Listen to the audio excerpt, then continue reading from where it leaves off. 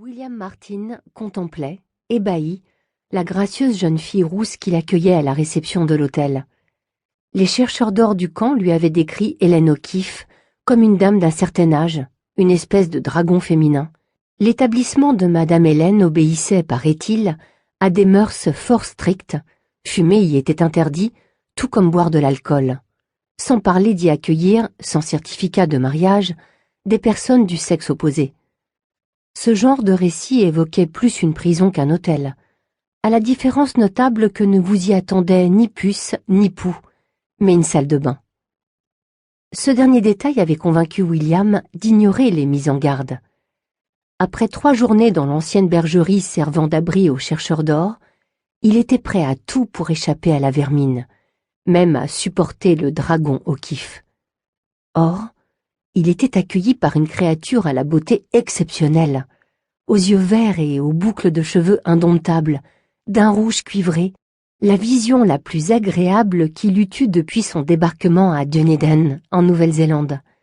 Son moral, au plus bas depuis des semaines, s'améliora sensiblement. « Non, je suis Hélène O'Keefe », dit la jeune fille en riant.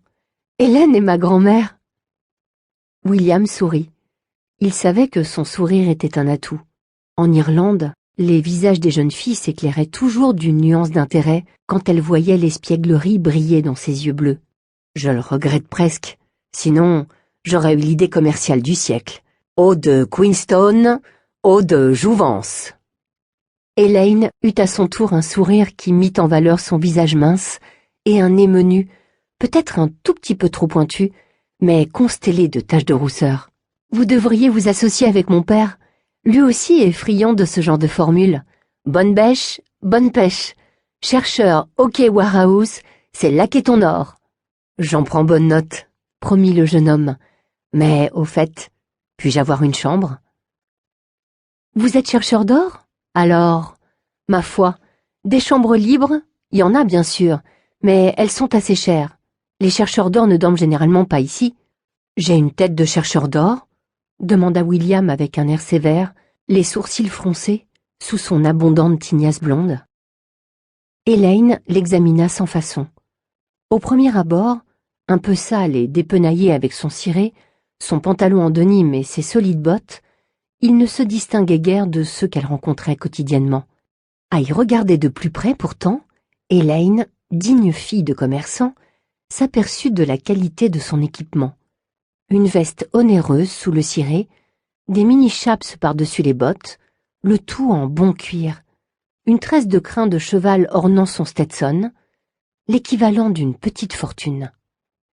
Les sacs de sel posés à terre étaient eux aussi d'une finition soignée. Rien de commun avec l'équipement des aventuriers à la recherche d'or dans les rivières et les montagnes de la région, dont seule une infime minorité accédait à la richesse. La plupart des autres finissaient par quitter Queenstown, aussi pauvres qu'à leur arrivée, essentiellement parce qu'ils n'économisaient pas le produit de leur travail, préférant le gaspiller aussitôt en ville.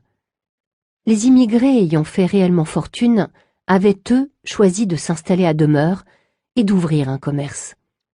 Les parents d'Hélène étaient de ceux-là.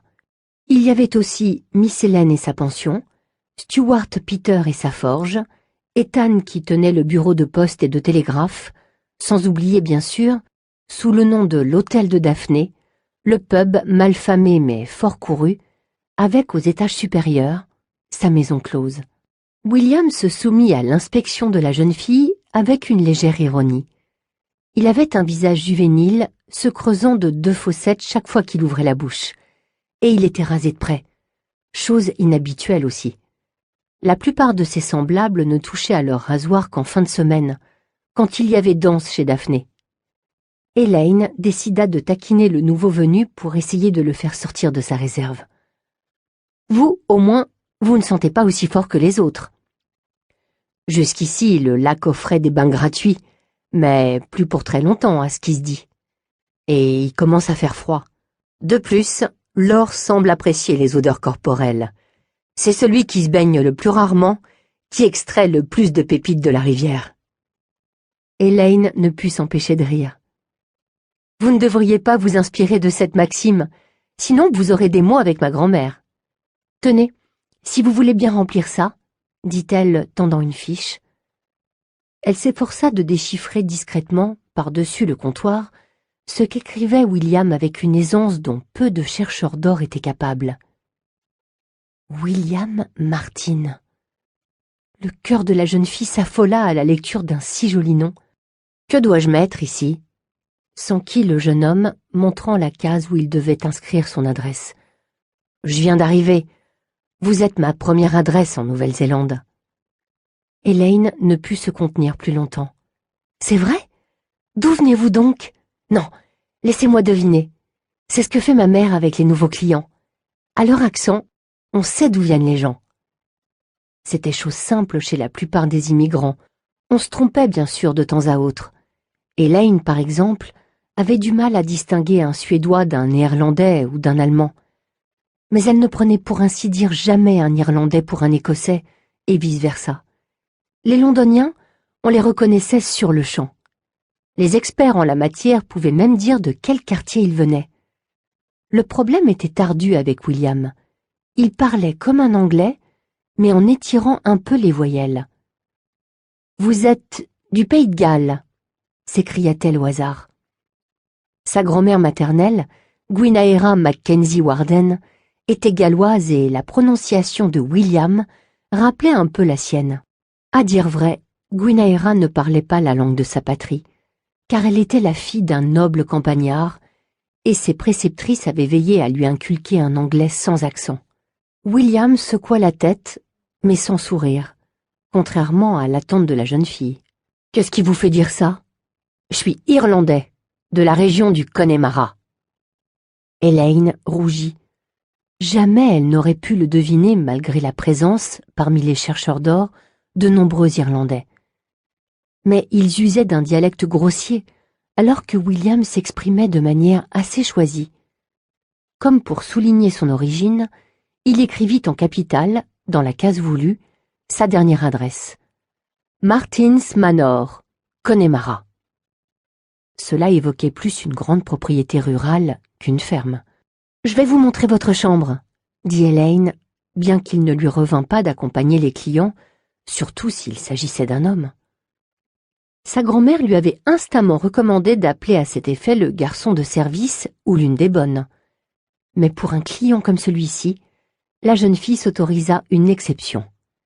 Elle sortit de la réception en se tenant très droite, à la manière d'une dame, comme le lui avait enseigné Gwynaëra, la tête haute, mais avec une grâce naturelle, les épaules rejetées en arrière, et en évitant surtout la démarche chaloupée et aguichante en vogue chez les filles de Daphné. Elaine espéra que la finesse de sa taille, soulignée depuis peu par le port d'un corset, mettait en valeur sa poitrine qui commençait à prendre des formes pleines. À vrai dire, elle détestait ce corset. Mais si cela devait attirer l'attention de cet homme... William la suivit, heureux qu'elle ne pût le voir. Il avait peine à ne pas caresser du regard ce corps gracile, mais aux rondeurs naissantes et bien placées. La prison, puis les 8 semaines de traversée, suivies de la chevauchée entre Dunedin et les champs aurifères de Queenstown, il y avait bientôt 4 mois qu'il n'avait pas approché une femme. Inimaginable. Il était grand temps d'y remédier. Les gars du campement rêvaient bien entendu des filles de Daphné, assez jolies semblait-il, et l'établissement était bien tenu. Mais la perspective de courtiser cette mignonne petite rousse était beaucoup plus séduisante que celle d'aller chercher satisfaction dans les bras d'une prostituée. La chambre que montra Elaine, bien rangée et aux meubles de bois clair, plut aussi à William. Simple, mais accueillante. Il y avait des tableaux au mur et un brodeau pour la toilette. « Vous pourrez aussi utiliser la salle de bain, mais il vous faudra au préalable le demander. À ma grand-mère, à Marie ou à Laurie, » expliqua Elaine en rougissant un peu. Elle voulut se retirer, mais William la retint avec douceur. « Et vous? Je peux pas vous le demander? »« Non, je ne suis généralement pas ici, » répondit-elle, flattée. « Aujourd'hui, je remplace ma grand-mère. Mais Normalement, je travaille à OK Warehouse, le magasin de mon père. » Elle n'était donc pas que jolie.